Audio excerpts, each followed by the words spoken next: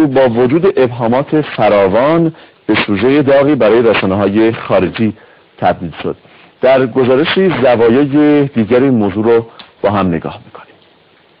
تصاویر کشته شدن تأسف‌بار یکی از هموطنانمان به نام خانم ندا آقا سلطان این روزها به محملی برای هجوم و تشدید جنگ روانی رسانه‌های غربی تبدیل شده است. خانم آقا سلطان روز شنبه در محلی که به تایید همه از منطقه درگیری دور بوده است با گلوله جان می‌بازد و تصاویر او با سرعت تمام به خارج منتقل و هزاران بار در شبکه‌های مختلف سیستم تبلیغاتی غرب منتشر می‌شود تا افکار عمومی را به سمت و سوی ضد ایرانی مورد نظر این شبکه‌ها سوق دهد.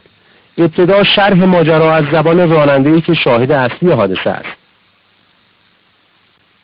روز شنبه بود، ساعت حوالش 7:20 که من داشتم خیابان مصالحی رو می‌مدم بالا سر کوچه خسروی، دیدم مردم بودن که من ترافیکم بود و اینکه داشتن مردم رد می‌شدن که من یه لحظه دیدم یه دختری دستش رو به سینه‌اش گرفت و افتاد زمین و دهنش و دماغش خون میومد که من تنها کاری که داشتم پیاده شدم و سوارش کردم بیمارستان که من اینا رو سوار کردم و کوچه بالاتر ترافیک بود، کوچه بالاتر کوچه بنبستی بود، کوچه مظفری که تا انتهای کوچه بردم ایشونو پیاده کردیم، سوار ماشین گل کردن که بردم سمت بیمارستان. یه ماشین پژو اونجا بود که بعدا متوجه شدم راننده‌اش پویاست، خیلی کمک کرد، اومد سوار ماشین کردیم بردیم.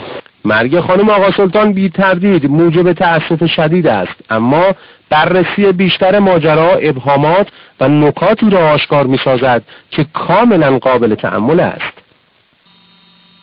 از خانم آقا سلطان های خارجی منتشر شده بیانگر این واقعیت است که وی مدتها قبل از حادثه در کانون توجه بوده است، به گونه‌ای که تصاویر منتشر شده از او در شبکه‌های خارجی مربوط به حداقل 45 دقیقه قبل از حادثه است. البته ممکن است این کار اتفاقی جلوه داده شود، اما با توجه به اینکه محل حادثه دور از منطقه درگیری بوده، وجود حداقل 2 دوربین در این محل دور از درگیری و تصویربرداری از خانم آقا سلطان بیشتر به یک سناریوی از قبل طراحی شده میماند تا به یک اتفاق. نکته دوم، محل وقوع حادثه دور از منطقه درگیری و اغتشاش است و طبیعتاً اگر قرار است نیروهای انتظامی در جایی حضور یابند، محل اغتشاش و درگیری است، نه چنین منطقه‌ای. نزدیکان خانم آقا سلطان نیز به این مسئله حساس هستند. اینجا 20 نفر آدم ایستاده بودن، خبری از تظاهرات نبود. اومدیم از عرض سمون رفتیم که بریم اونجا سوار ماشین بشیم، رسیدیم دقیقاً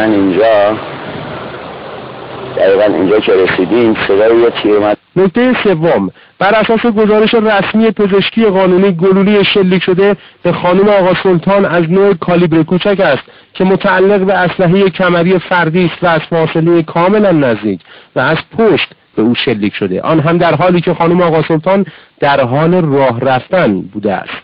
این مسئله از آنجا اهمیت ویژه می‌یابد که هیچ سازمان نظامی و انتظامی مأمور مقابله با اغتشاش از سلاح کمری فردی کالیبر کوچک استفاده نمی‌کند. این واقعیت علامت سوال بزرگی است که شاهدان اصلی ماجرا بر آن تاکید می‌کنند. صدای یه تیر اومد مثل ترقه که انتهاش هم جز داشت. من اونجا واقعا ندیدم مثلا که کی تیر رو زد، نه نیرو انتظامی بود نه بسیجی، من اونجا ندیدم حضور داشته باشم.